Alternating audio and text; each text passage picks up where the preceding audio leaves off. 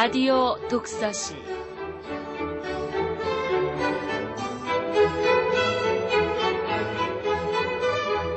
이 시간 진행의 김갑수 문화평론가입니다.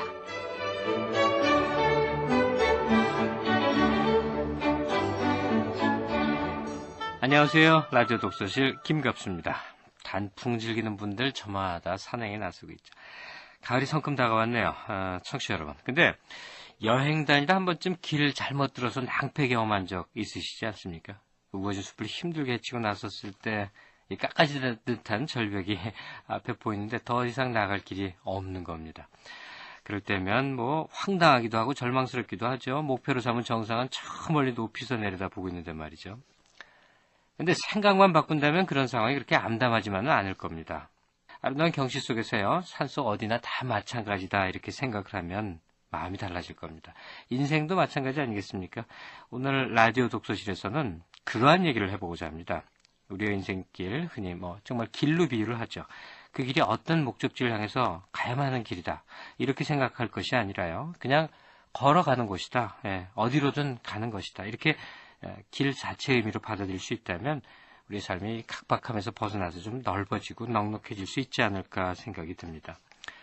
오늘 소개해드릴 작품 전수찬의 장편소설 어느덧 일주일 감상하시기 전에 먼저 이번 주 신간 소개해드리겠습니다. 성우 이은정 씨입니다.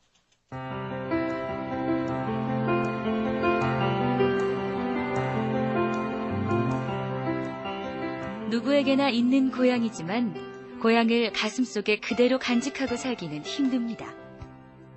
그동안 잊고 살았던 고향의 모습을 다시 되살아나게 하는 책. 옥색바다 이불 삼아 진달래꽃 베고 누워가 도서출판 학고제에서 출간되었습니다.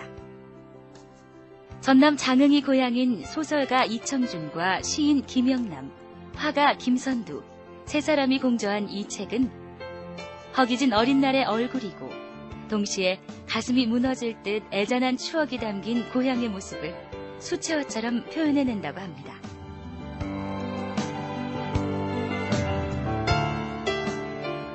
영국의 역사학자 E.H. 칸은 역사를 과거와 현재와의 대화라고 정의했습니다. 급변하는 세계에 발빠른 대응만을 외치고 있는 우리 자신이 얼마나 과거와 대화하고 있는가. 지금부터 1000년 전의 세계를 조망해보고 있는 책.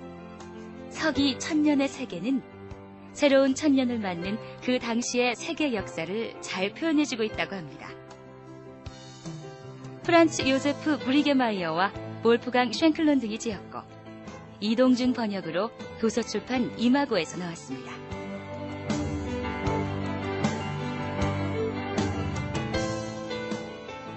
춘원 이광수가 지은 이순신을 현대어로 풀어쓴 책이 도서출판 청포도에서 나왔습니다.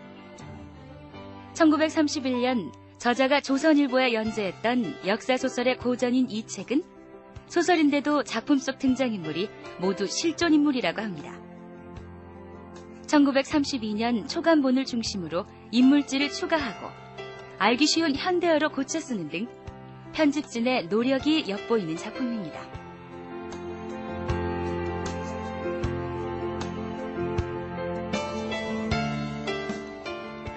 네, 오늘 라디오 독서실 소개해드릴 작품 전수찬의 장편소설 어느덧 일주일 이런 제목입니다. 이 작품 올해 제9회 문학동네 작가상을 수상한 작품입니다. 작가 이력이 특이해서 잠깐 소개를 해드리겠습니다. 우선 전공이 문학과는 전혀 상관없는 전기공학을 하신 분입니다. 데이터베이스 설계하는 일을 업으로 삼았다고요. 한때 60년대 락 음악 틀어주는 술집을 운영한 적도 있고요. 평론가들에게 큰 호평을 받으면서 등장을 했습니다. 이제 문학계에 막 발을 디딘 작가 전수찬 씨 이 자리에 모셔봤습니다. 안녕하세요, 전수찬 선생님. 안녕하세요. 예. 일단 수상을 축하드려야 되겠는데요. 예, 감사합니다. 아니, 이름 기억할 수 있는 분들만 하더라도 문학동네 작가상 출신이 얼마나 지금 혁혁하게 활동을 합니까? 은희경 씨, 김형아 씨 등등 무척 많죠? 예. 그 반열에 쓰신 기분이 어떻습니까? 저는 우선 그 수상을 기대하지 않았기 때문에 사실은 지금 한 서너 달 지났는데요. 네. 아직도 제 생활이 수상자가 됐다라는 현실이 아직 가끔 좀 어리둥절할 때가 있습니다.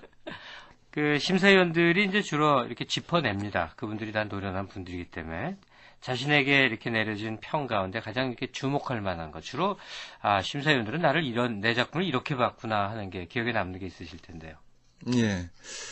저도 이제 그 평이 궁금해서요. 이제 처음에 이제 평이 나왔을 때 읽어봤는데, 뭐 장점으로는 뭐 일단 그 평은 좀 쉽고 빠르게 읽힌다라는 것을 이제 큰 장점으로 쳐주셨고, 예.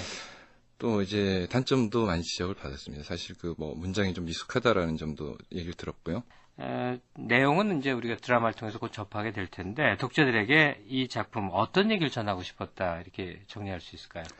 간단하게 제가 의도했던 바는 사람과 사람의 소통에 대한 이야기인데요. 그리고 그 소통의 한 방식으로서 사랑에 대한 이야기이기도 합니다. 근데 그런 것을 이제 추구하는 사람들이 자신도 모르게 좀 본원적인 아름다움을 바라게 된다고 저는 생각을 하고 있거든요. 예. 근데 이제 그것을 지금 현실에서는 사실은 그런 본원적인 아름다움, 인간이 지닌 본원적인 아름다움을 왜곡하는 것들이 상당히 많다고 생각하는데, 제가 주역에 이제 주목하는 것은 그 말입니다. 일종의 그 함성, 그리고 함성보다 또 소리가 더 크다고 생각하는 침묵, 그리고 뭐 무슨 뭐 이데올로기들 이런 것들이 그것을 좀 왜곡시키는데, 그 가운데서도 이제 그런 본원적인 아름다움을 찾아가는 사람들의 이야기랄까요? 그런 사람들을 제가 긍정을 하고 싶었죠. 예, 대체 어떤 얘기가 펼쳐질지 많이들 궁금해하실 것 같은데 먼저 작품 감상하시고 그리고 작품에 대한 얘기 더 나눠보도록 하겠습니다. 어느덧 일주일입니다.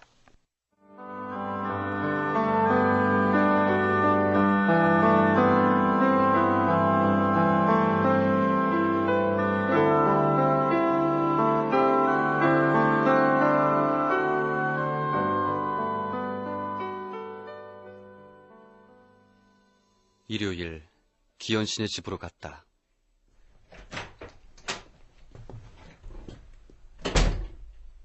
현관문은 열려 있었다. 거실은 발코니에서 드는 빛으로 환해서 그 가운데서 빛을 등지고 앉아있는 기현 씨의 모습이 검게 보였다. 왔어? 예. 밖에 덥지? 그냥 여름이야. 5월부터 쭉. 그리고 10월부터 겨울 쭉. 여행하기에는 좋은 날씨예요. 아저씨가 나를 아주 잘 잡았네요. 그런 거 하나는 되게 꼼꼼한 사람이야. 한 달 전부터 기상청에 물어보더니 밤에 혼자 틀어박혀서 꼭 무슨 연구라도 하는 것 같더라니까. 맥주 마실래? 기현 씨는 의자를 천천히 돌리며 내 쪽을 보았다, TV 쪽을 보았다 했다. 나는 일단 더위가 가실 때까지 맥주를 마셨다.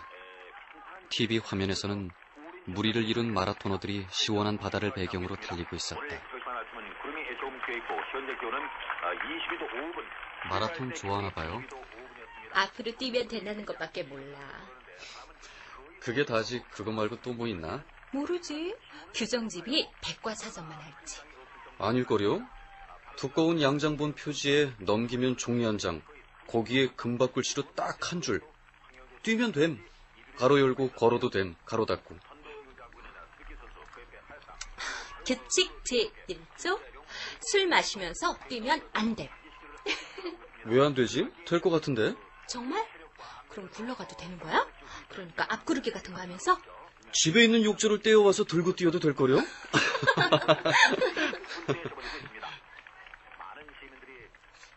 저 선수 말이야. 36이라는데 3년 전만 해도 자궁암으로 사형 선고를 받아놓은 상태였대. 그런데 병을 이기고 나서 다시 마라톤을 시작했다나 봐. 대단하지? 이야, 정말 대단하네. 암을 이겨낸 것만 해도 대단한데 저렇게 완주할 모양이야. 쭉 보고 있었는데 정말 눈물이 다 난다니까. 최근에 뛰어본 적 있어? 달리기 말이야. 가끔 뛰어요. 그냥 뭐 동네 골목에서 출근길 지하철 계단에서. 그럼 우리 같이 한번 뛰어보는 게 어때? 마라톤을 봤더니 몸이 근질근질해. 땀이 흠뻑 나도록 뛰어보고 싶어. 좋죠. 남녀가 같이 땀을 흠뻑 흘리는 건 대체로 좋은 일이니까. 자자, 그럼 나가보자고? 최초의 달리기 데이트? 기분 좋을 거야.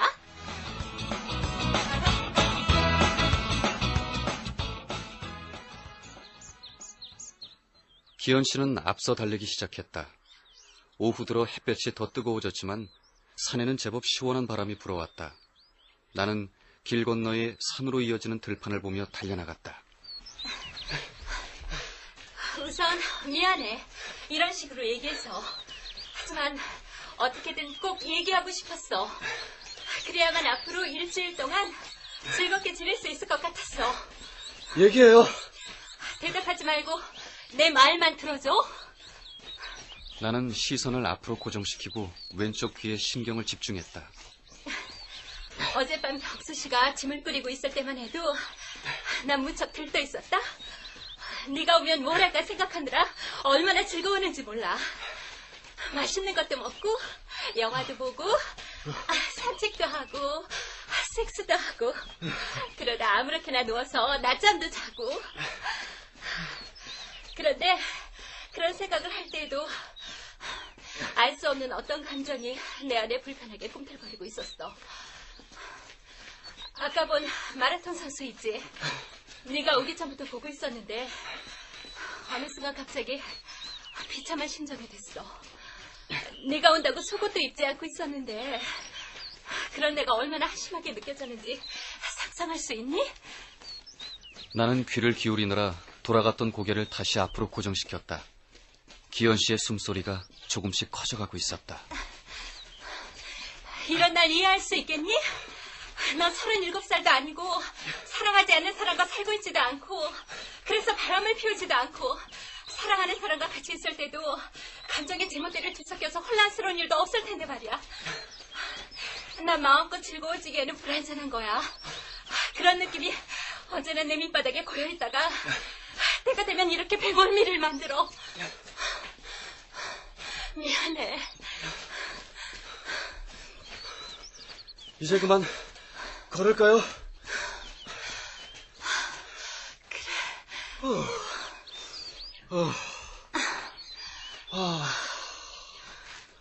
달리다 보면 하늘로 올라가 버릴 줄 알았는데. 그 선수 완주했겠죠? 그럼 순위에 들었을지도 몰라. 우리 저기 좀 앉을까?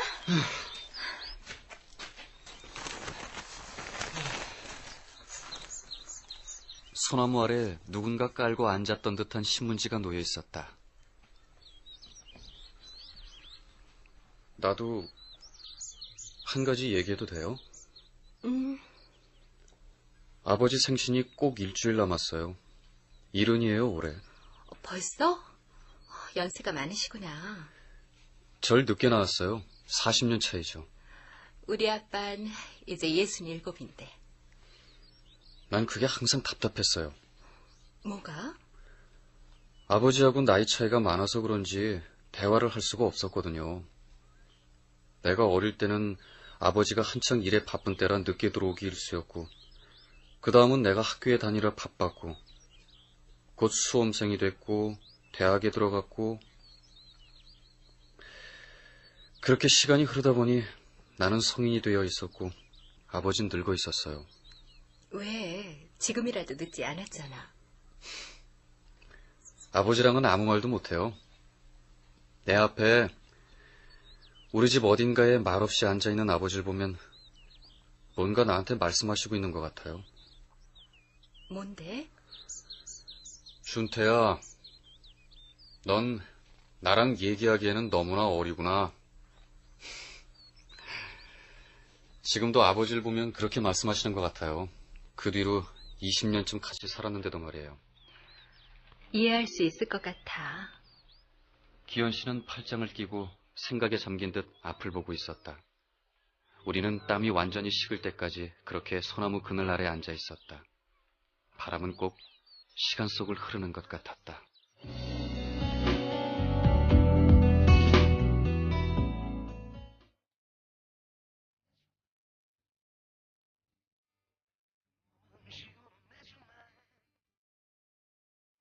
퇴근 후 기현 씨가 운영하는 카페 업앤다운으로 갔다. 스피커에서는 게스 후의 아메리칸 우먼이 나오고 있었다. 신호 씨와 기현 씨는 무슨 얘기를 하고 있었는지 서로 얼굴을 마주보며 약간 심각한 표정이 돼 있었다. 그래서 사장이 가게를 완전히 바꿀 생각인가 봐요. 횟집으로 바꾼다는데 왜 손님들이 보는 앞에서 바로 회 떠서 주는 곳 있잖아요. 그런 대로 바꾸겠다나 봐요. 신호 씨는 업앤다운에서 내가 친하게 지내는 몇 안 되는 사람 중 한 명이다. 일본식 식당에서 주방장으로 일하고 있는데 한 번도 가보진 못했지만 대학교 앞에서 학생들을 상대로 하는 꽤 장사가 잘 되는 가게라고 들은 적이 있다. 그런 데는 요리사가 요리만 하는 게 아니고 손님들 얘기도 좀 받아주고 술도 한 잔 따라주고 해야 되는데 제가 주방에서 요리해서 내주는 거라도 그런 건 못하거든요. 무슨 얘기인지 알 수 있었다. 신호 씨는 고등학교 때까지만 해도 야구 선수였다. 그러다가 고등학교 2학년 때인가 감독에게 따귀를 맞고 고막이 터진 것도 모른 채 그 길로 가출을 했다가 왼쪽 청력을 반쯤 잃어버렸다고 했다. 그래서 나는 신호 씨와 함께 앉을 때에는 항상 그의 오른편에 앉았다. 이거 어쩌란 건지 아마 나가달라는 얘기겠죠? 사장이 형의 사정을 모르나? 그것 때문에 불만 많았어. 주문 받는 아르바이트생이 바뀔 때마다 골치가 아프니까. 모든 일에 나 때문에 규칙이 하나씩 더 생기거든. 그만둬. 거기서 일한 지 꽤 오래됐잖아요. 한 7년쯤 됐지 뭐. 야, 웃기는군. 참 간단하네. 사람 내쫓는 방법이. 다른 곳에서 일하면 되잖아. 넌 경력도 많은데. 그게 쉽지 않아요. 누군들 좋아하겠어요. 그래서 어떻게 할 생각이야? 생각해봐야죠. 너무나 갑작스러운 일이었지만 신호 씨는 오래 참고 있었던 듯 곧 볼을 타고 굵은 눈물이 계속 흘러내렸다. 노래나 바꿔보자. Hey Jude, don't make it bad. Take a sad song and make it better. 기현 씨가 버튼을 누르자 레코드가 돌아가며 헤이 주드가 흘러나왔다. Then you can start to make it better. 헤이 주드를 듣고 있으면 왠지 폴 맥카트니가 어린 줄리앙 레넌 앞에 쪼그리고 앉아 등을 토닥여주는 모습이 보이는 듯하다. 아마도 폴 맥카트니의 위로를 받은 줄리앙은 울음을 그치고 고개를 끄덕이고 있었을 것이다.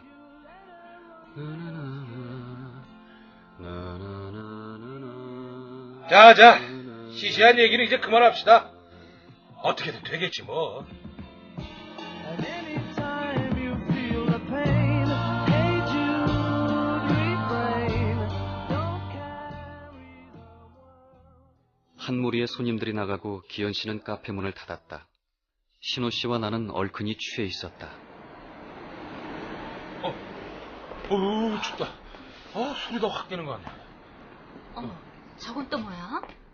멀리서 사람들의 행렬이 다가오는 것이 보였다. 회개하십시오. 회개하십시오. 남자는 길을 비켜주느라 한쪽으로 늘어선 사람들을 향해 마치 꾸짖듯 소리쳤다. 저 사람들 말이야. 도움이 필요한 사람은 항상 가장 가까이 있다는 걸 알고 있을까? 회개하십시오. 지금 당장 회개하십시오. 족가고있네. 당신들이 나 먼저 회개해! 신호 씨, 왜 그래? 왜? 내 말이 틀렸어요? 회개하십시오, 형제님. 주님 오실 날이 멀지 않았습니다. 그날이 오면은 이 천국이냐 지옥이냐 갈림길에 서게 됩니다. 형제님, 어느 쪽으로 가시겠습니까? 당신이나 천국으로 가. 난 지옥이 좋아요. 아이, 진짜. 형, 그만해요. 난 도망갈래. 형제님! 아유, 나도 나봐, 이거! 아유, 진짜! 한바탕 소란을 치른 듯 거리는 다시 조용해졌다. 신호 씨는 지하철역으로, 기현 씨와 나는 택시를 타고 기현 씨 집이 있는 신도시로 향했다.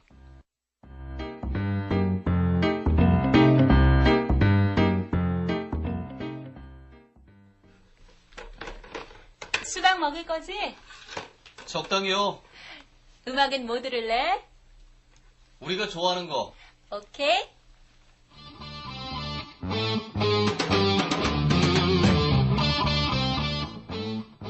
우리는 업앤다운에서 둘만 있을 때 주로 이 앨범을 걸어놓고 술을 마셨다. 나 오늘도 아침에 땀이 날 때까지 달렸다. 앞으로도 계속할 생각이에요? 기분이 아주 좋아. 잘하면 정말 날아갈 수도 있을 것 같아. 그러다 정말 날아가 버리려고. 네가 한 아버지 얘기 좀 생각해봤어. 말하진 않았지만 오빠가 한 명 있거든. 엄마 아빠랑 같이 살아, 셋이. 그 오빠가 꼭 너랑 비슷한 데가 있어. 어떤 점이요? 오빤 지금 지능이 유치원 아이보다 못한 수준이야. 머리가 완전히 돌아버렸어. 완전히. 꽤 수제였는데 대학교 때부터 이상해졌어. 난 그게 아버지 탓이라고 생각해. 오빠에 대한 기대가 너무 컸거든. 하나밖에 없는 아들이라 어릴 때부터 제일 비싼 옷에 제일 좋은 학교, 제일 좋은 피아노에 학용품까지 뭐든 제일 좋은 걸 사주셨어. 난 그게 언제나 셈이 나서 미칠 지경이었는데 오빤 그게 아니었나 봐. 대학에 들어가더니 이상해졌어. 멀쩡하던 사람이었는데 뭔가 꼭 붙잡고 있던 걸 그만 놓아버린 느낌이랄까? 아주 더운 여름이었는데 문을 꼭 닫고 있길래 열어봤더니 책상에 앉아서 책 귀퉁이를 조금씩 찢고 있더라고. 바닥에는 찢어진 종이가 너저분하게 흩어져 있고 뭔가 마음 깊숙한 곳에서 오래도록 숨겨오던 것을 더 이상 견딜 수가 없게 된 거야. 사람의 몸이란 한계가 있는 거잖아. 견딜 수 있는 한계가. 하지만 난 오빠가 불행해졌다고는 조금도 생각하지 않아. 아니, 지금이 훨씬 행복해 보여. 아빠와도 사이가 훨씬 좋아졌어. 꼭 형제 같아. 같이 손잡고 산책하고 같이 목욕도 하고. 사정은 잘 모르겠지만 너도 용기가 필요한 게 아닐까? 좀 더 솔직하게 네 속에 있는 걸 내보이는 거야. 대학교 때는 30살쯤 되면 나아질 줄 알았어요. 막연한 생각이었죠. 다른 사람들을 보면 나이가 들어가면서 아버지하고 친해지는 것 같았거든요. 그런 때가 나한테도 찾아올 줄 알았어요. 그래서 시간이 가면 되겠지 하고 별 대수롭지 않게 생각했어요. 그리고 30살이 됐어요. 보시다시피. 하지만 달라진 게 없어요. 다른 사람들은 어떻게 해나가는 건지 도무지 모르겠어요. 30이란 나이가 아직 부족한 나이인지도 모르겠고. 37이 되면 어때요? 글쎄, 37살은 30살을 기억하나요? 내 경우만 얘기한다면 똑같아. 실망이네. 30살에 나도 너와 비슷한 기대를 했었어. 삶의 색깔이 좀 더 짙어지지 않을까 하는 것. 하지만 여전히 내 삶은 나와 친하지 않아. 그때나 지금이나 항상 일정한 거리를 유지하고 있는 것 같아. 결혼 생활 때문에요? 나를 움직이는 건 내가 아니라 내가 속한 사회적 관계라는 것. 그래서 실체도 없는 녀석이 마치 나인 듯이 나서서 움직이고 있는 걸 견딜 수 없다는 것. 내가 말했지? 활활 날아가 버렸으면 좋겠다고. 내게 붙어있는 거 다 떼버리고 활활 날아갔으면 좋겠어. 오빠가 그랬대. 오빠는 정말 행복할까? 물론. 우리 춤춰요. 그럴까? I'll soon be with you, my darling. Give you my dose.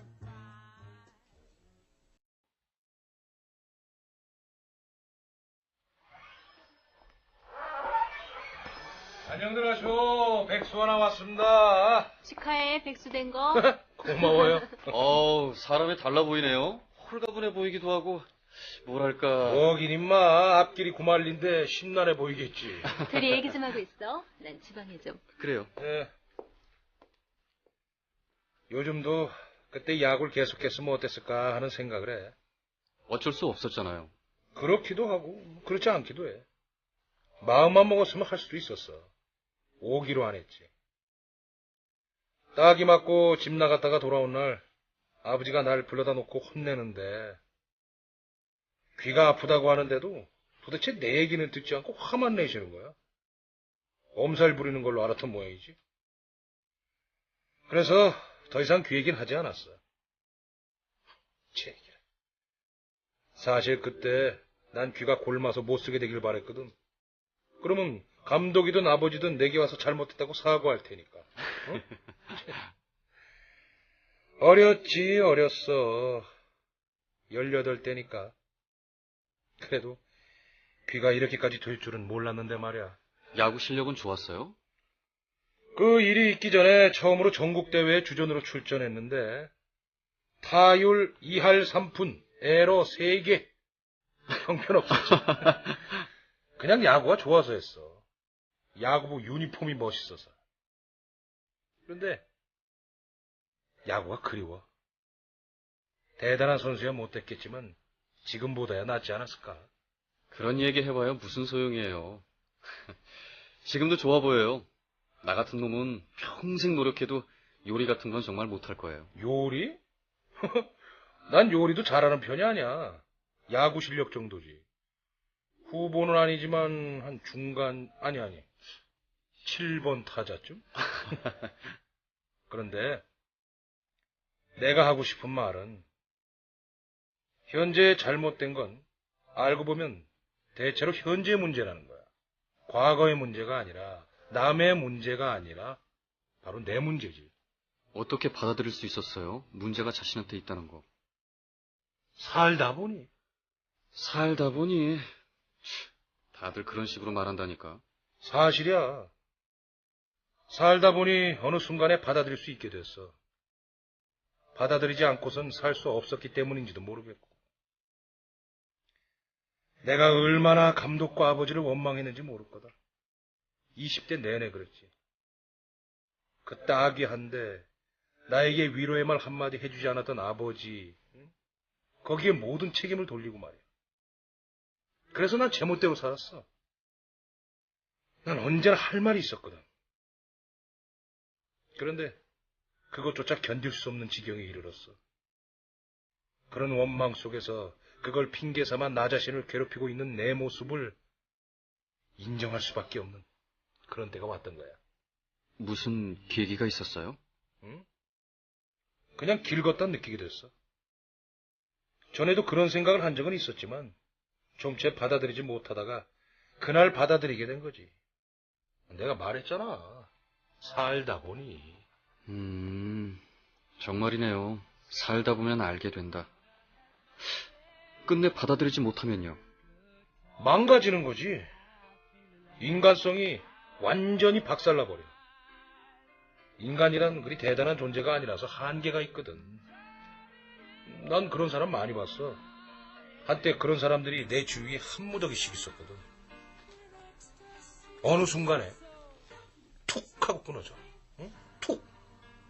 그냥 순간이야. 정말 무게를 견디지 못하고 툭 하고 끊어져. 응? 그걸로 끝이야. 끝. 다시 붙일 수가 없어. 불행한 일이지만 이해할 수 있었다. 아, 그나저나 이놈의 음악 좀 바꿀 수 없어? 바쁠 땐 좀 대충 들으면 안 되니? 기현 씨가 주방에서 앞치마에 손을 닦고 나와 음악을 티렉스로 바꿨다.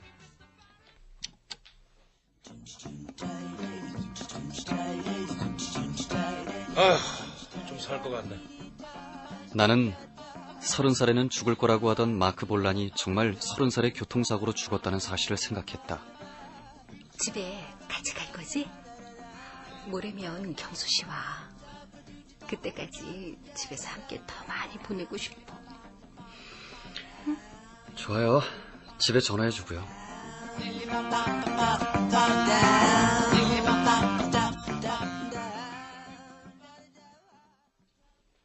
목요일, 하늘은 잿빛이었다. 천둥이 치고 5분마다 한 번씩 번개가 번쩍거려서 사람들이 황급히 뛰어다니고 차들이 낮부터 라이트를 켜고 다녀야 할 정도로 거리가 어두컴컴해지는 풍경이 그리웠다. 먼 하늘에 검은 구름이 내려와 있었다.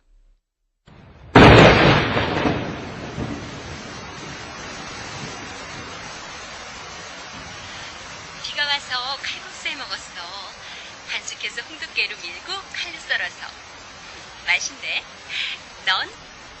아직 비가 많이 와요? 아니, 이제 거의 그쳤는데. 거긴? 많이요. 들려요? 밖이야? 산책하고 있었어요. 점심시간 지났잖아. 1시 30분이야. 그러네. 시간 가는 줄도 몰랐어요. 너 정신이 약간 나간 것 같다. 목소리도 그렇고. 그런가 봐요. 몽롱해요. 그나저나 보고 싶다고 말하려고 전화했어요. 보고 싶어요. 나도 보고 싶어. 비가 올 때부터. 아니, 아침에 네가 나갔을 때부터 보고 싶었어. 그리고 잠을 못 자고 멀뚱히 네 생각만 하고 있었어. 고마워요. 고맙긴. 사랑해요. 너 드디어 돌았구나? 들어가 봐야겠어요. 그래. 내일은 올 거지? 예. 하늘 높은 곳 어딘가에서 샤워 꼭지를 틀어놓은 듯 했다. 나는 쏟아지는 물을 맞으며 중얼거려 보았다. 살다 보면 나로서는 어떻게 해볼 도리가 없는 일이다. 뭐가 어떻게 되든 그저 살아가는 수밖에.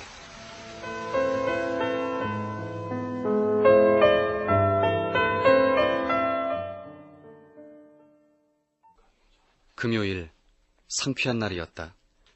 사무실에 앉아서 남산을 보니 나무 하나하나를 구별할 수 있을 것 같았다. 점심을 먹고 시립미술관으로 갔다. 아시아의 4도시 서울, 홍콩, 마닐라, 도쿄에 사는 젊은 사진작가들이 그 도시의 현재 모습을 찍은 사진과 다큐멘터리 필름으로 각각의 부스를 꾸민 전시였다. 마지막 부스를 돌아봤을 때는 점심시간이 거의 끝나가고 있었다.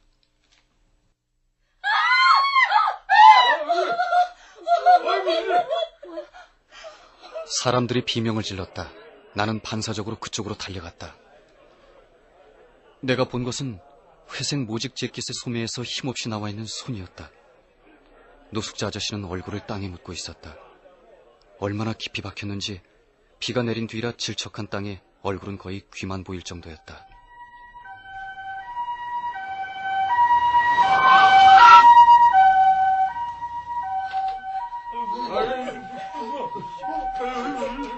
구급차가 도착했고 구급대는 곧 들것에 아저씨를 실어 나갔다.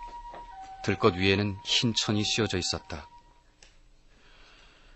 너무 맑은 날이었다. 그래서 모든 것이 가볍게 날아올라 떠다닐 것 같은 날이었다. 죽기 위해 미술관 옥상에 올라가 몸을 날리기 전 하늘을 한번 쳐다보며 큰 숨을 들이마시기에는 너무나 맑은 날이었다.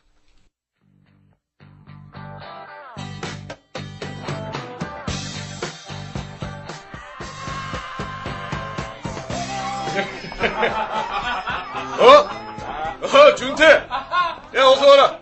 오랜만이다. 여행은 어땠어요? 좋았지. 지리산! 돌아서자마자 또 가고 싶더라, 야. 시원한 맥주? 기현 씨가 내 앞에 맥주를 갖다 주었다. 기현 씨는 하얀 셔츠를 입고 있었다. 나는 그 셔츠의 등에 씌어있는 문구를 알고 있었다. All you need is love. 1967. 대낮부터 어디서 한잔하고 온 거야? 그래, 우리가 이번에 가서 큰 결심을 하나 했는데 그게 뭔 거 아니? 지리산 자락에 갔더니 기가 막힌 거야. 도대체 내가 왜 이따위 서울에 숨이 막히게 살아가고 있는지 알 수가 없더라고. 그래서 밤에 한잔하면서 이 친구들하고 얘기를 했어. 자, 우리 떠나자. 뒤를 돌아볼 곳도 없다. 남은 인생은 물 좋고 공기 좋은 데서 살자. 그래서 이 친구들하고 돈 모아서 그 부근 어디에다가 땅을 사기로 했어. 조금씩 모아가지고 땅을 사고 공동주택 짓고 밭대기도 좀 사서 농사 짓고 오전엔 일하고 오후에는 지리산에 올라갔다 내려오고 또 저녁에는 한잔하고 어떠냐? 농사일은 할 줄 알아요? 농사일이야 배우면 되지. 못할 게 뭐냐? 나는 더 이상 얘기하고 싶지 않아 고개를 끄덕였다. 약간 화가 나기도 했다. 지리산에서 살고 싶으면 살면 될 일이지 그게 무슨 대단한 깨달음이라도 된다는 듯이 저렇게 떠든단 말인가. 너도 빨리 결혼해서 합류해. 네가 살 곳까지 넉넉하게 지어놓을 테니까. 시은씨, 어서 와. 자, 피신합니다. 여러분이 원하는 대로요. 어디로 가는 거야? 제주도요. 평생 제주도 한번 못 가볼 수는 없어서 이번 기회에 갔다 오려고요. 제주도 좋지. 얘긴 들었어. 잘한 거야. 아주 푹 쉬다가 와. 와서 한잔해요. 그래. 이리 와 앉아. 아니에요.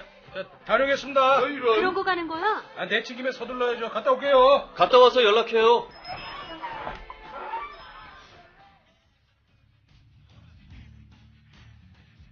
기현 씨는 손을 바에 올려놓고 있었다. 그 손은 희고 작았는데 내가 그 손을 물끄러미 바라보자 기현 씨도 나를 쳐다봤다. 오늘 회사 앞에서 한 노숙자가 투신했어요. 어머, 나는 기현 씨의 손을 잡고 손등을 바라봤다. 희고 부드러운 손은 내 손길을 기다리고 있는 듯했다. 그것만 있으면 뭐든 견딜 수 있을 것 같은 손이었다. 나는 손금을 따라 엄지손가락으로 손을 그어나갔다. 선이 끊어지면 다시 되돌아왔다. 그리고 다른 손과 겹쳐지면 그 손을 따라갔다. 기현 씨는 가만히 내가 하는 대로 손을 맡겨두고 있었다. 너 지금 뭐 하는 거니? 아저씨의 목소리에 고개를 들어보니 아저씨가 미간을 찌푸린 채 나를 보고 있었다. 뭐 하는 거냐고 묻잖아. 아무것도... 너 나가. 자식아 어서! 자리에서 일어날 수밖에 없었다. 이상할 정도로 쫓겨나는 게 마땅하게 생각됐다. 일어나! 너 예전부터 수상했어. 갈 거예요. 앞으로 내 눈앞에 나타나지 마. 이 말 명심해. 앞으로 다시는 내 눈앞에서 나타나지 마!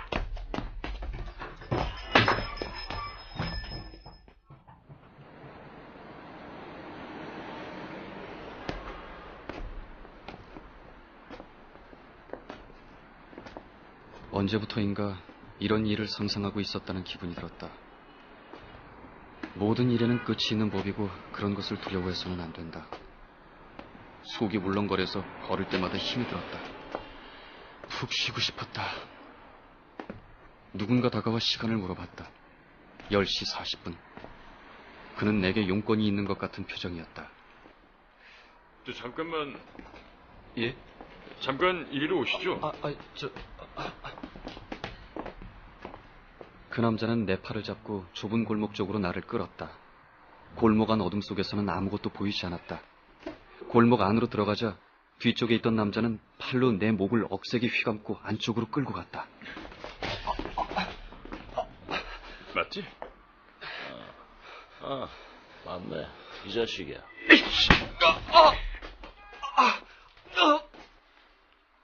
순간 왼쪽 광대뼈가 주저앉는 듯 아파왔다. 팔을 풀려고 힘을 줬지만 곧 오른쪽 눈에 불꽃이 튀었다. 무슨 일일까? 나는 저항을 포기했다.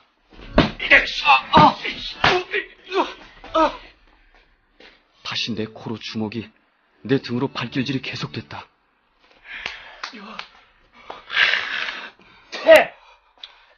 야, 가자!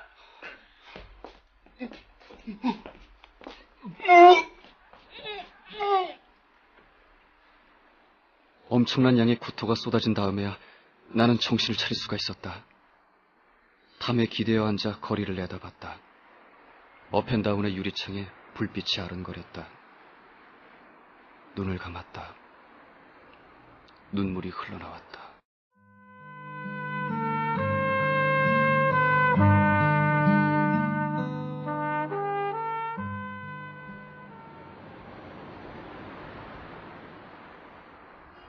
토요일, 산들바람은 용케도 나를 깨웠다. 나는 어딘가에 기대에 앉아 있었고 느낌으로 짐작하건대 계단이었다. 영내의 화장실에 들어가서 정면의 거울에 얼굴을 비춰봤다. 왼쪽 광대뼈가 부어올라 왼쪽 눈이 저절로 반쯤 감긴 모양을 하고 있었다. 전화를 하기에는 이른 시각이라 망설였지만 어쨌든 전화를 할 수밖에 없었기 때문에 동전을 놓고 전화를 걸었다.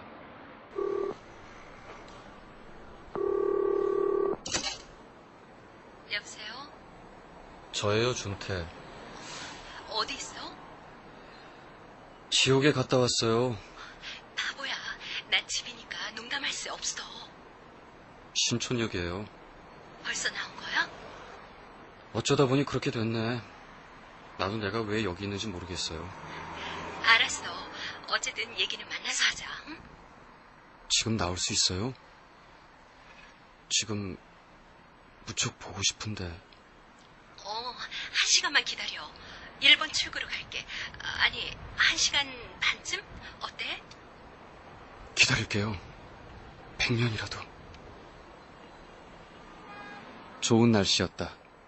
출근한 사람이라면 사무실의 창밖을 내다보며 한숨을 내쉴 만한 날씨였다. 담배를 사와서 담배를 피웠고 뒷주머니에 꽂아두었던 소울벨로의 오늘을 잡아라라는 책을 꺼내 읽었다.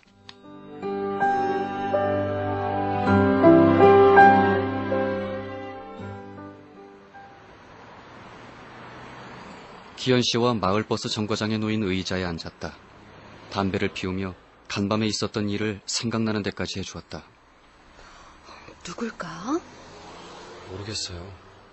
혹시 그 사람들 아닐까? 그 광신도들. 그 사람들이 왜 나를요? 다 한동석이라고 생각했겠지. 에이, 그럴 리가요. 아닐 거예요. 다른 사람한테 원한 산 일이 있어? 특별히 없어요. 그럼 누구란 말이야? 신경 쓸 거 없어요. 누구면 어때요? 그런 생각은 하기 싫어요. 그런 얘기하려고 나오라고 한 게 아니에요. 몇 대 얻어맞고 나더니 예수라도 된 거야? 홀가분해요. 정말이에요. 한 대라도 쳤어? 아니요. 실컷 두들겨 맞기만 했어요. 그럴 줄 알았어. 한심해가지고. 나라면 허벅지 살을 한 입 물어뜯어서 증거를 경찰에 넘겼을 텐데. 뭐라도 먹자. 아니, 병원부터 가야 하나? 아저씨랑 싸웠어요? 조금. 미안해요.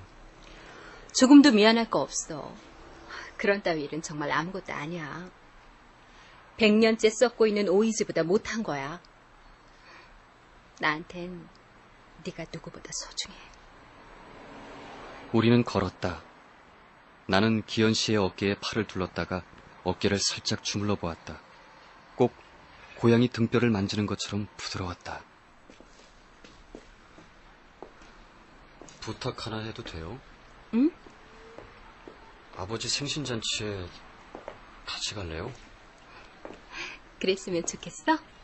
가고 싶다면 가자는 거예요. 억지로 갈 필요는 없어요. 좋아. 가는 거예요? 그래. 고마워요. 가면 맛있는 거 많지? 그렇겠죠. 난 먹으러 가는 걸로 할래. 그런데 가면 체면 안 차리고 먹거든? 그러니까 흉보지 마. 근데 이 꼴로 가도 되나? 뭐가 어때서요? 그래도 중요한 자리인데. 멋져요. 최고로 멋져요. 정말? 예. 기현 씨는 나를 빤히 올려다보더니 내 품에 안겼다. 기현 씨의 등은 따뜻하게 달아올라 있었다. 우리는 햇볕이 잘 내리쬐는 길 한가운데에서 한참 동안 껴안고 있었다. 주치걷기실이 나 하고 싶다. 나 죽을지도 몰라요.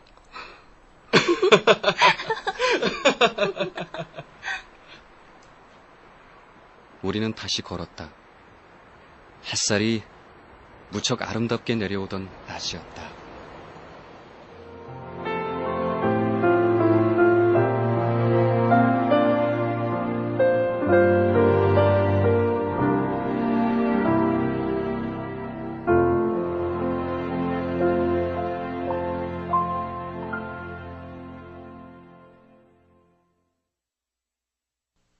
예, 제9회 문학동네 작가상 수상작인 전수찬 씨의 어느덧 일주일 감상하셨습니다. 지금까지 출연해 이규석, 송덕희, 성환경, 이장원, 유호환, 진웅, 김대중, 이광수, 손정성, 김민정, 이은정 씨 수고해 주셨습니다. 음악 임은경, 효과 강성범, 안익수, 신연파, 장찬이었습니다. 작가의 대화 계속 이어나갑니다. 어느덧 일주일의 인물들, 여러 가지 인간적 허점 같은 게 드러내 보여지는 그런 사람들입니다. 자, 이 작가의 이건 직접 들어보고 싶은 겁니다. 이런 인물들을 등장시켜서 대변하고 싶었던 이 세상의 모습 또는 세상의 진실, 과연 어떤 것을 보여주고 싶었던 걸까요? 예, 제 생각, 제 표현으로는 그것이 이제 큰 목소리, 거대한 목소리들이 만드는 소음 구조라고 저는 작품을 통해서 표현을 했고요. 이 세상이라는 게 그런 세상이다. 네. 네. 뭐 다른 작가는 이렇게 표현하던데 그 말의 탑이라고. 예. 그 말은 사실은 하늘 높이 쌓아 올리기 위해서 있는 것이 아니고 사실은 사람들과 사람들 사이에 소통하기 위해서 필요한 것이죠. 네. 그래서 그런 말의 본능적 기능, 그러니까 수직적인 것이 아니라 아주 수평적 기능에 대해서 얘기를 하고 있고요. 또 그러한 위태롭게 올라가는 말들이 결국 사람들을 무척 고독하게 만든다고 저는 생각하고 있습니다. 예. 그래서 제가 원래 이 작품을 통해서 이제 표현하고 싶었던 것은 아주 수평적인 가장 낮은 곳에 있는 말들을 제가 표현하고 싶었죠. 그 위에 쌓아 올라가고 있는 말이 아니라. 네. 말을 매개로 해서 이야기를 풀어나가는 그런 게 사실은 일정한 전통을 갖고 있는 거라고 생각이 들어요. 네. 전수찬 선생에 의해서 또다시 하나의 고비를 넘었고 그러기를 기대를 합니다. 사실 이 한국 문학이 이제 굉장히 어려운 지경이다. 사실 우리나라만 그런 건 아닌데 좀 유난히 눈에 띄죠. 네. 그래서 좀 새로 출발하는 작가들에 대한 기대감을 더 크게 갖는 것 같거든요. 건필하십시오. 감사합니다. 네. 예. 자, 이제 가을 하는데 갑자기 눈치채지 못하게 순식간에 깊어질 겁니다. 이 가을에 삶의 의미에 대해서 성찰하는 기회 가져야 되겠죠. 마음 깊이 우리가 왜 살고 있는지 자꾸만 잊어버리는 이 중요한 대목 생각할 수 있다면요. 값지고 빛나는 순간이 될 거라고 믿습니다. 문학이 있고 그 문학이 바로 우리에게 그런 역할을 해줍니다. 아마 우리 삶의 최대 선물로 될 수 있는 게 문학 속에 담겨져 있는 한 세계이자 세상이 아닐까 생각해 봅니다. 자, 오늘 편안한 주일 보내시기 바랍니다. 지금까지 극본 김민정, 기술 이흥규, 연출 김호상이었습니다.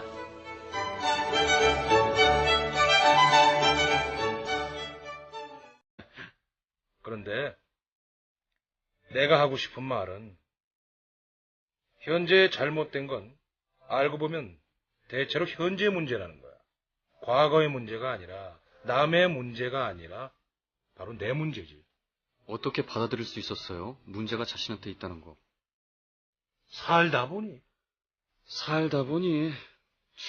다들 그런 식으로 말한다니까.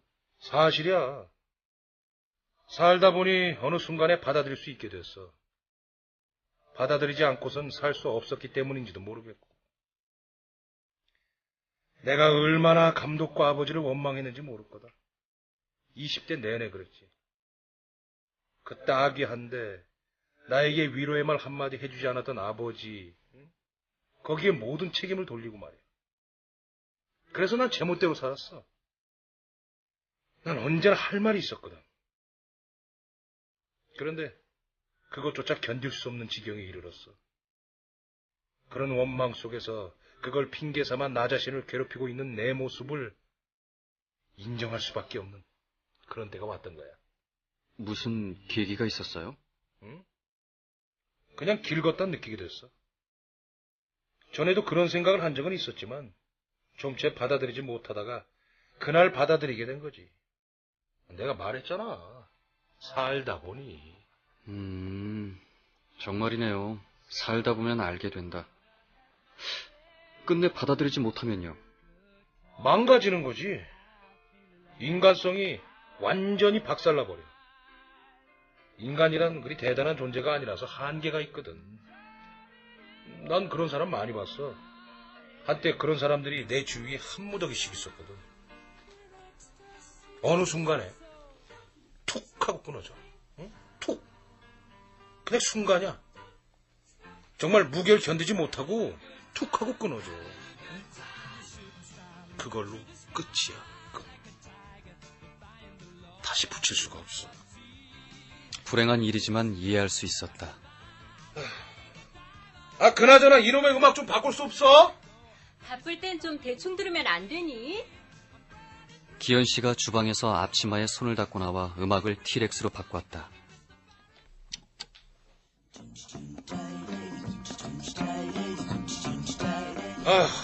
좀 살 것 같네. 나는 30살에는 죽을 거라고 하던 마크 볼란이 정말 30살에 교통사고로 죽었다는 사실을 생각했다. 집에 같이 갈 거지? 모레면 경수 씨 와. 그때까지 집에서 함께 더 많이 보내고 싶어. 좋아요. 집에 전화해주고요.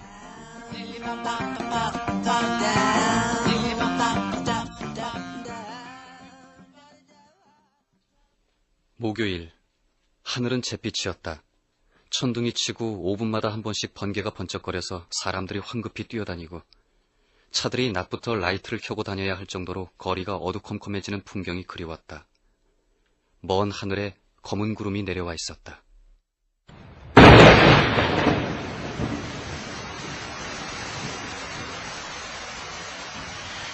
비가 와서 칼국수 해 먹었어. 반숙해서 홍두깨로 밀고 칼로 썰어서. 맛있네. 넌? 아직 비가 많이 와요? 아니, 이제 거의 그쳤는데. 거긴? 많이요. 들려요? 밖이야? 산책하고 있었어요. 점심시간 지났잖아. 1시 30분이야. 그러네. 시간 가는 줄도 몰랐어요. 너 정신이 약간 나간 것 같다. 목소리도 그렇고. 그런가 봐요. 몽롱해요. 그나저나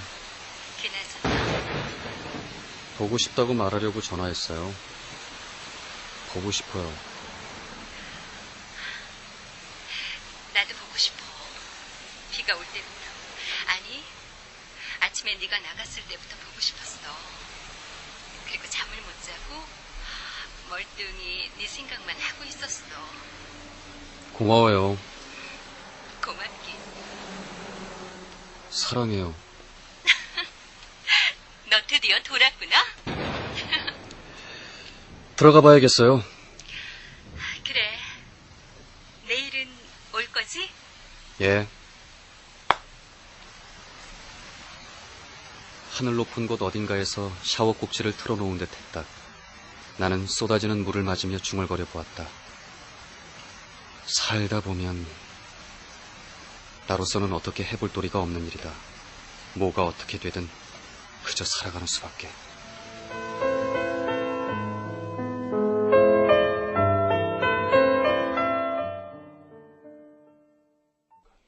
금요일, 상쾌한 날이었다. 사무실에 앉아서 남산을 보니 나무 하나하나를 구별할 수 있을 것 같았다. 점심을 먹고 시립미술관으로 갔다. 아시아의 4도시 서울, 홍콩, 마닐라, 도쿄에 사는 젊은 사진작가들이 그 도시의 현재 모습을 찍은 사진과 다큐멘터리 필름으로 각각의 부스를 꾸민 전시였다. 마지막 부스를 돌아봤을 때는 점심시간이 거의 끝나가고 있었다.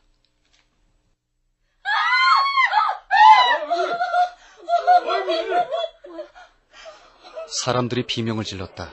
나는 반사적으로 그쪽으로 달려갔다. 내가 본 것은 회색 모직 재킷의 소매에서 힘없이 나와 있는 손이었다. 노숙자 아저씨는 얼굴을 땅에 묻고 있었다. 얼마나 깊이 박혔는지 비가 내린 뒤라 질척한 땅에 얼굴은 거의 귀만 보일 정도였다.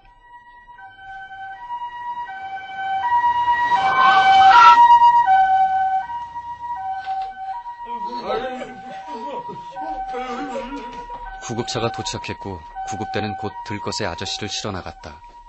들것 위에는 흰 천이 씌워져 있었다. 너무 맑은 날이었다. 그래서 모든 것이 가볍게 날아올라 떠다닐 것 같은 날이었다. 우리가 더 크다고 생각하는 침묵, 그리고 무슨 이데올로기들 이런 것들이 그것을 좀 왜곡시키는데 그 가운데서도 이제 그런 본원적인 아름다움을 찾아가는 사람들의 이야기랄까요? 그런 사람들을 제가 긍정을 하고 싶었지요. 예, 대체 어떤 얘기가 펼쳐질지 많이들 궁금해하실 것 같은데 먼저 작품 감상하시고 그리고 작품에 대한 얘기 더 나눠보도록 하겠습니다. 어느덧 일주일입니다.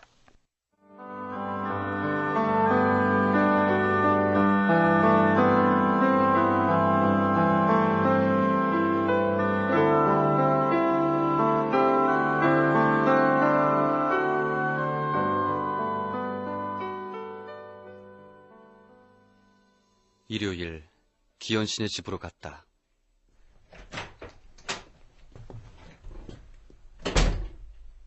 현관문은 열려 있었다. 거실은 발코니에서 드는 빛으로 환해서 그 가운데서 빛을 등지고 앉아있는 기현 씨의 모습이 검게 보였다. 왔어? 예. 밖에 덥지? 그냥 여름이야. 5월부터 쭉. 그리고 10월부터 겨울 쭉. 여행하기에는 좋은 날씨예요. 아저씨가 나를 아주 잘 잡았네요.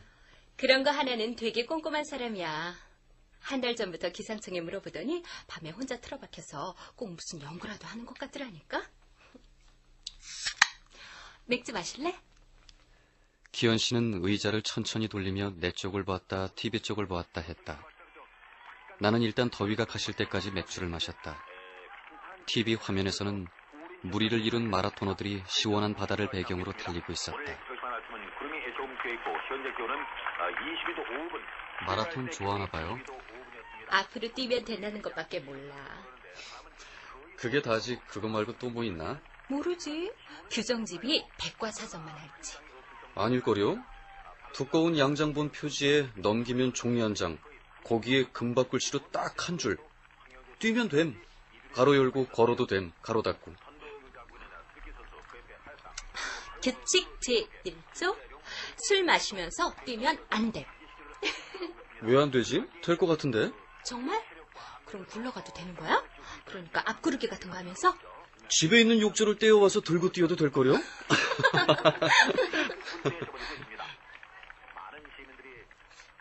저 선수 말이야. 36이라는데 3년 전만 해도 자궁암으로 사형 선고를 받아놓은 상태였대. 그런데 병을 이기고 나서 다시 마라톤을 시작했다나 봐. 대단하지? 이야, 정말 대단하네. 암을 이겨낸 것만 해도 대단한데 저렇게 완주할 모양이야. 쭉 보고 있었는데 정말 눈물이 다 난다니까. 최근에 뛰어본 적 있어? 달리기 말이야. 가끔 뛰어요. 그냥 뭐 동네 골목에서, 출근길 지하철 계단에서. 그럼 우리 같이 한번 뛰어보는 게 어때? 마라톤을 봤더니 몸이 근질근질해. 땀이 흠뻑 나도록 뛰어보고 싶어. 좋죠. 남녀가 같이 땀을 흠뻑 흘리는 건 대체로 좋은 일이니까. 자자, 그럼 나가보자고. 최초의 달리기 데이트? 기분 좋을 거야.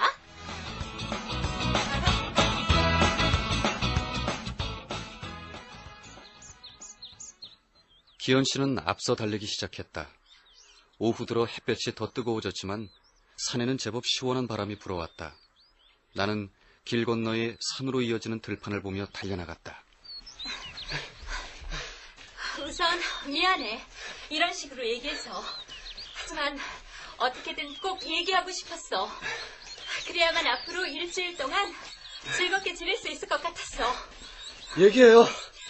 대답하지 말고 내 말만 들어줘. 나는 시선을 앞으로 고정시키고 왼쪽 귀에 신경을 집중했다. 어젯밤 덕수 씨가 짐을 뿌리고 있을 때만 해도 난 무척 들떠 있었다. 네가 오면 뭘 할까 생각하느라 얼마나 즐거웠는지 몰라. 맛있는 것도 먹고 영화도 보고 산책도 하고 섹스도 하고 그러다 아무렇게나 누워서 낮잠도 자고. 그런데 그런 생각을 할 때에도 알 수 없는 어떤 감정이 내 안에 불편하게 꿈틀거리고 있었어.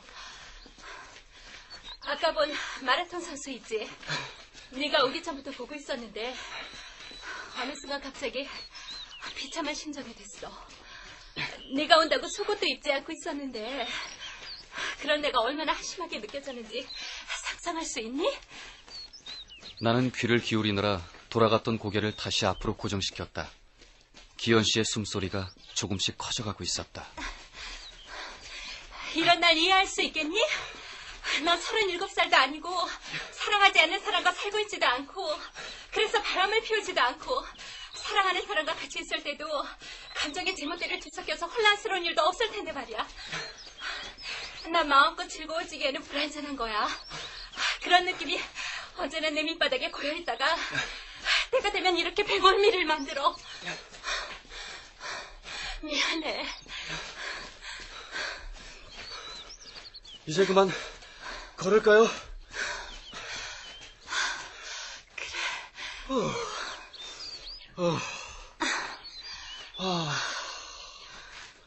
달리다 보면 하늘로 올라가 버릴 줄 알았는데.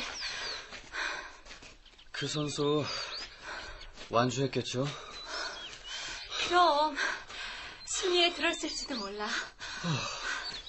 우리 저기 좀 앉을까?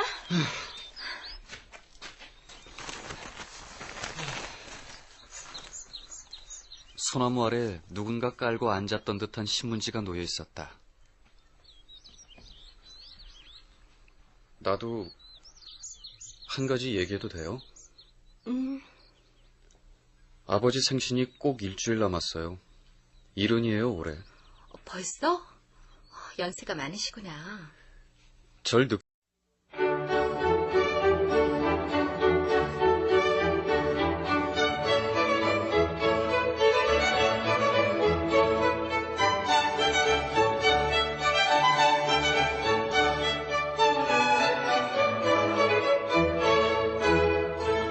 라디오 독서실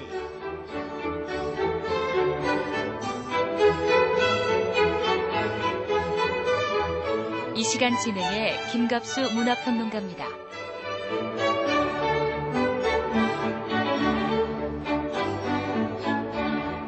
안녕하세요. 라디오 독서실 김갑수입니다.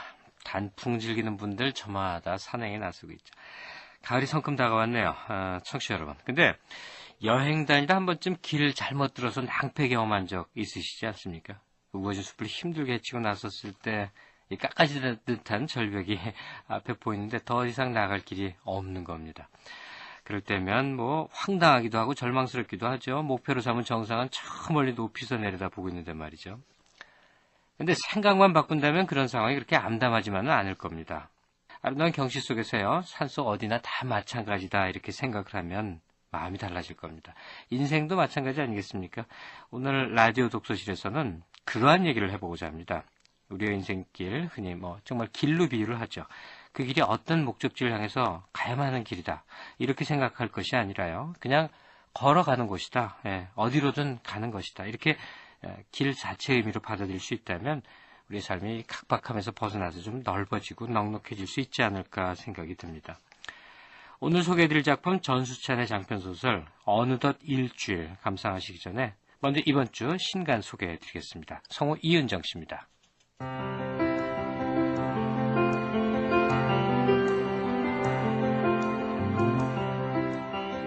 누구에게나 있는 고향이지만 고향을 가슴속에 그대로 간직하고 살기는 힘듭니다.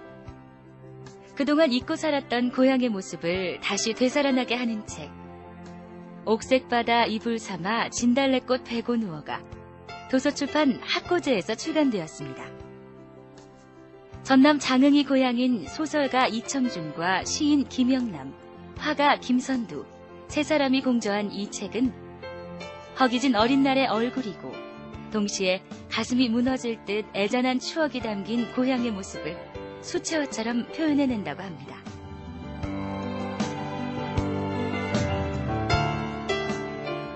영국의 역사학자 E.H. 칸은 역사를 과거와 현재와의 대화라고 정의했습니다.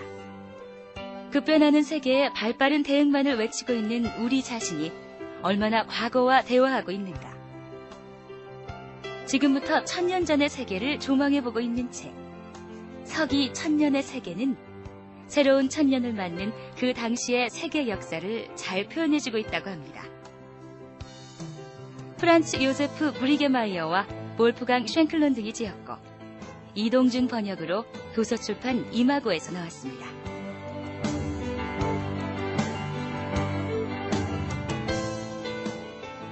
순원 이광수가 지은 이순신을 현대어로 풀어 쓴 책이 도서출판 청포도에서 나왔습니다. 1931년 저자가 조선일보에 연재했던 역사소설의 고전인 이 책은 소설인데도 작품 속 등장인물이 모두 실존인물이라고 합니다. 1932년 초간본을 중심으로 인물지를 추가하고 알기 쉬운 현대어로 고쳐 쓰는 등 편집진의 노력이 엿보이는 작품입니다.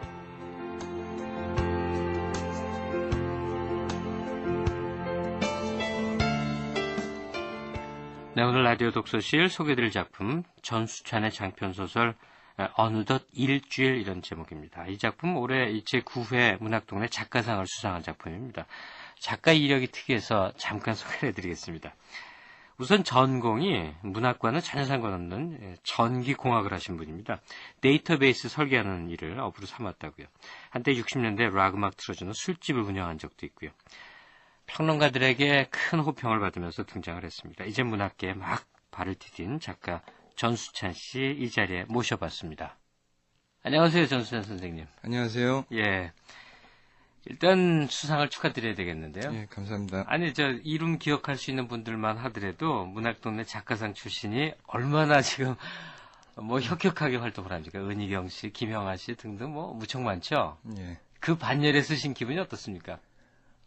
저는 우선 그 수상을 기대하지 않았기 때문에 사실은 지금 한 서너 달 지났는데요. 네. 아직도 제 생활이 수상자가 됐다라는 현실이 아직 가끔 좀 어리둥절할 때가 있습니다. 그 심사위원들이 이제 주로 이렇게 짚어냅니다. 그분들이 다 노련한 분들이기 때문에 자신에게 이렇게 내려진 평 가운데 가장 이렇게 주목할 만한 것. 주로 심사위원들은 내 작품을 이렇게 봤구나 하는 게 기억에 남는 게 있으실 텐데요. 예. 저도 이제 그 평이 궁금해서요. 처음에 평이 나왔을 때 읽어봤는데, 장점으로는 일단 그 평은 좀 쉽고 빠르게 읽힌다라는 것을 이제 큰 장점으로 쳐주셨고, 예.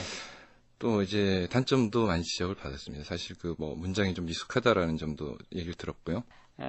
내용은 이제 우리가 드라마를 통해서 곧 접하게 될 텐데 독자들에게 이 작품 어떤 얘기를 전하고 싶었다 이렇게 정리할 수 있을까요?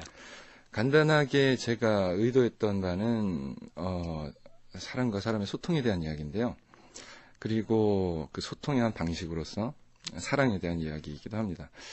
근데 그런 것을 이제 추구하는 사람들이 자신도 모르게 좀 본원적인 아름다움을 바라게 된다고 저는 생각을 하고 있거든요. 예. 근데 이제 그것을 지금 현실에서는 사실은 그런 본원적인 아름다움, 인간이 지닌 본질의 아름다움을 왜곡하는 것들이 상당히 많다고 생각하는데, 제가 주역에 이제 주목하는 것은 그 말입니다. 일종의 그 함성, 그리고 함성보다 또 소리 나왔어요. 40년 차이죠. 우리 아빠는 이제 67인데. 난 그게 항상 답답했어요. 뭐가? 아버지하고 나이 차이가 많아서 그런지 대화를 할 수가 없었거든요. 내가 어릴 때는 아버지가 한창 일에 바쁜 때라 늦게 들어오기 일쑤였고, 그 다음은 내가 학교에 다니라 바빴고, 곧 수험생이 됐고, 대학에 들어갔고, 그렇게 시간이 흐르다 보니 나는 성인이 되어 있었고 아버진 늙어 있었어요. 왜? 지금이라도 늦지 않았잖아. 아버지랑은 아무 말도 못해요. 내 앞에 우리 집 어딘가에 말없이 앉아있는 아버지를 보면 뭔가 나한테 말씀하시고 있는 것 같아요. 뭔데? 준태야, 넌 나랑 얘기하기에는 너무나 어리구나. 지금도 아버지를 보면 그렇게 말씀하시는 것 같아요. 그 뒤로 20년쯤 같이 살았는데도 말이에요. 이해할 수 있을 것 같아. 기현 씨는 팔짱을 끼고 생각에 잠긴 듯 앞을 보고 있었다. 우리는 땀이 완전히 식을 때까지 그렇게 소나무 그늘 아래 앉아 있었다. 바람은 꼭 시간 속을 흐르는 것 같았다.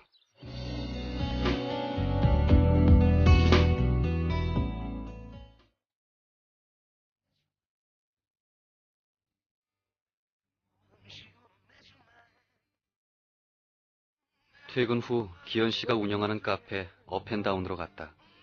스피커에서는 게스 후의 아메리칸 우먼이 나오고 있었다. 신호 씨와 기현 씨는 무슨 얘기를 하고 있었는지 서로 얼굴을 마주보며 약간 심각한 표정이 돼 있었다. 그래서 사장이 가게를 완전히 바꿀 생각인가 봐요. 횟집으로 바꾼다는데 왜 손님들이 보는 앞에서 바로 회 떠서 주는 곳 있잖아요. 그런 대로 바꾸겠다나 봐요. 신호 씨는 업앤다운에서 내가 친하게 지내는 몇 안 되는 사람 중 한 명이다. 일본식 식당에서 주방장으로 일하고 있는데 한 번도 가보진 못했지만 대학교 앞에서 학생들을 상대로 하는 꽤 장사가 잘 되는 가게라고 들은 적이 있다. 그런 데는 요리사가 요리만 하는 게 아니고 손님들 얘기도 좀 받아주고 술도 한 잔 따라주고 해야 되는데 제가 주방에서 요리해서 내주는 거라도 그런 건 못하거든요. 무슨 얘기인지 알 수 있었다. 신호 씨는 고등학교 때까지만 해도 야구 선수였다. 그러다가 고등학교 2학년 때인가 감독에게 따귀를 맞고 고막이 터진 것도 모른 채 그 길로 가출을 했다가 왼쪽 청력을 반쯤 잃어버렸다고 했다. 그래서 나는 신호 씨와 함께 앉을 때에는 항상 그의 오른편에 앉았다. 이거 어쩌란 건지 아마 나가달라는 얘기겠죠? 사장이 형의 사정을 모르나? 그것 때문에 불만 많았어. 주문받는 아르바이트생이 바뀔 때마다 골치가 아프니까. 모든 일에 나 때문에 규칙이 하나씩 더 생기거든. 그만둬. 거기서 일한 지 꽤 오래됐잖아요. 한 7년쯤 됐지 뭐. 야, 웃기는군. 참 간단하네. 사람 내쫓는 방법이. 다른 곳에서 일하면 되잖아. 넌 경력도 많은데. 그게 쉽지 않아요. 누군들 좋아하겠어요. 그래서 어떻게 할 생각이야? 생각해봐야죠. 너무나 갑작스러운 일이었지만 신호 씨는 오래 참고 있었던 듯 곧 볼을 타고 굵은 눈물이 계속 흘러내렸다. 노래나 바꿔보자. Hey Jude, don't make it bad. Take a sad song and make it better. 기현 씨가 버튼을 누르자 레코드가 돌아가며 헤이 주드가 흘러나왔다. Then you can start to make it better. 헤이 주드를 듣고 있으면 왠지 폴 맥카트니가 어린 줄리앙 레넌 앞에 쪼그리고 앉아 등을 토닥여주는 모습이 보이는 듯하다. 아마도 폴 맥카트니의 위로를 받은 줄리앙은 울음을 그치고 고개를 끄덕이고 있었을 것이다.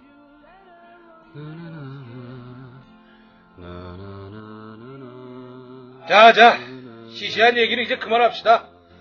어떻게든 되겠지 뭐. And anytime you feel the pain, hey Jude, refrain. Don't carry the 한 무리의 손님들이 나가고 기현 씨는 카페 문을 닫았다. 신호 씨와 나는 얼큰이 취해 있었다. 춥다. 소리가 확 깨는 거 아니야. 저건 또 뭐야? 멀리서 사람들의 행렬이 다가오는 것이 보였다. 회개하십시오. 회개하십시오. 남자는 길을 비켜주느라 한쪽으로 늘어선 사람들을 향해 마치 꾸짖듯 소리쳤다. 저 사람들 말이야. 도움이 필요한 사람은 항상 가장 가까이 있다는 걸 알고 있을까? 회개하십시오. 지금 당장 회개하십시오. 족가고있네. 당신들이 나 먼저 회개해! 신호씨 왜 그래? 왜? 내 말이 틀렸어요? 회개하십시오, 형제님. 주님 오실 날이 멀지 않았습니다. 그날이 오면은 천국이냐 지옥이냐 갈림길에 서게 됩니다. 형제님, 어느 쪽으로 가시겠습니까? 당신이나 천국으로 가. 난 지옥이 좋아요. 아이, 진짜. 형, 그만해요. 난 도망갈래. 형제님! 아유. 나도 나봐, 이거! 아유, 진짜. 한바탕 소란을 치른 듯 거리는 다시 조용해졌다. 신호 씨는 지하철역으로, 기현 씨와 나는 택시를 타고 기현 씨 집이 있는 신도시로 향했다.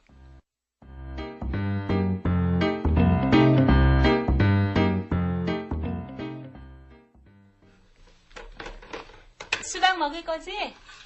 적당히요. 음악은 뭐 들을래? 우리가 좋아하는 거. 오케이.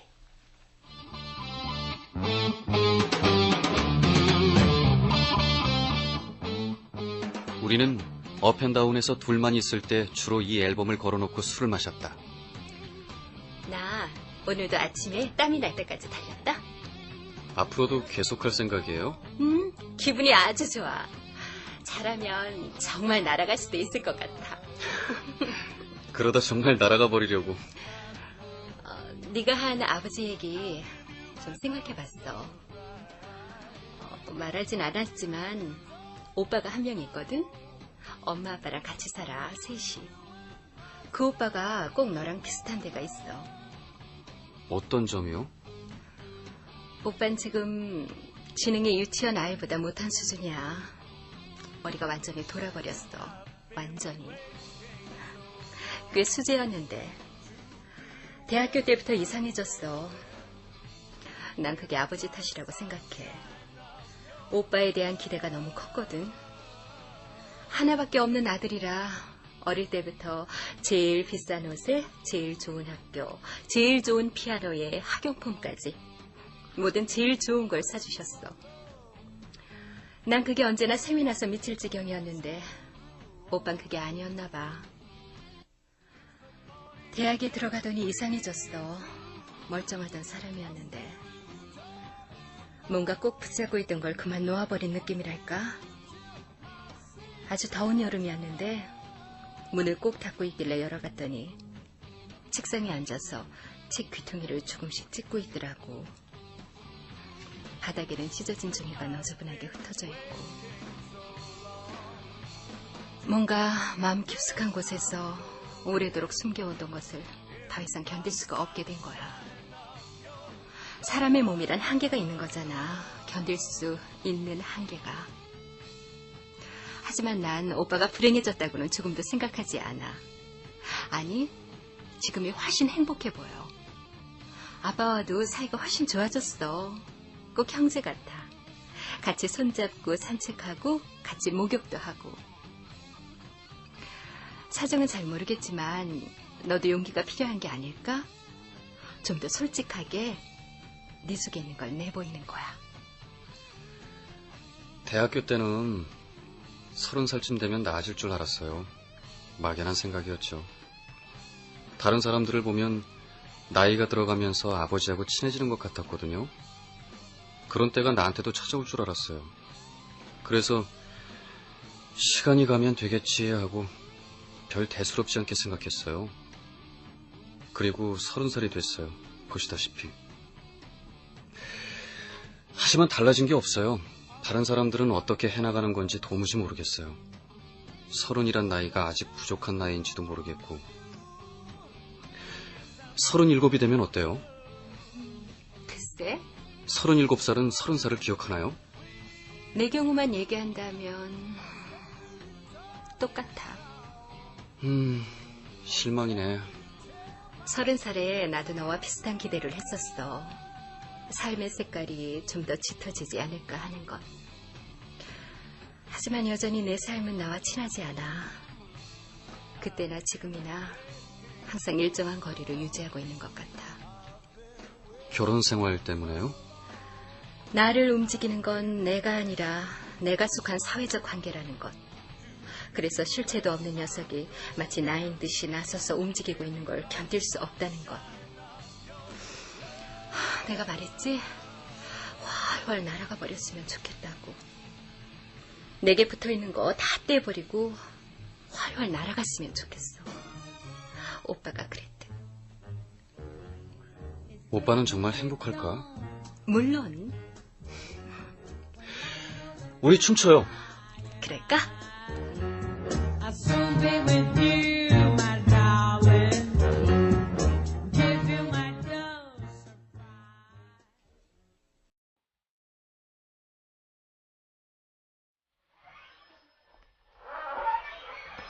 안녕들 하쇼. 백수 하나 왔습니다. 축하해, 백수 된 거. 고마워요. 사람이 달라 보이네요. 홀가분해 보이기도 하고 뭐랄까. 뭐긴 임마. 앞길이 구말린데 심란해 보이겠지. 둘이 얘기 좀 하고 있어. 난 지방에 좀. 그래요. 예. 요즘도 그때 야구를 계속했으면 어땠을까 하는 생각을 해. 어쩔 수 없었잖아요. 그렇기도 하고 그렇지 않기도 해. 마음만 먹었으면 할 수도 있었어. 오기로 안 했지.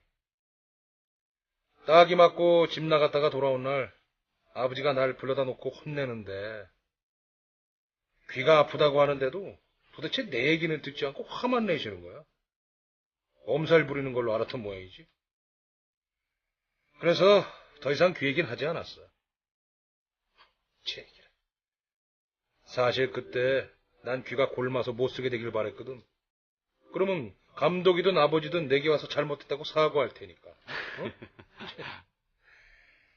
어렸지, 어렸어. 18대니까. 그래도 귀가 이렇게까지 될 줄은 몰랐는데 말이야. 야구 실력은 좋았어요? 그 일이 있기 전에 처음으로 전국대회에 주전으로 출전했는데 타율 2할 3푼, 에러 3개. 형편없었지. 그냥 야구가 좋아서 했어. 야구부 유니폼이 멋있어서. 그런데 야구가 그리워. 대단한 선수야 못 됐겠지만 지금보다야 낫지 않았을까. 그런 얘기 해봐야 무슨 소용이에요. 지금도 좋아 보여요. 나 같은 놈은 평생 노력해도 요리 같은 건 정말 못할 거예요. 요리? 난 요리도 잘하는 편이 아니야. 야구 실력 정도지. 후보는 아니지만 한 중간, 아니 7번 타자쯤?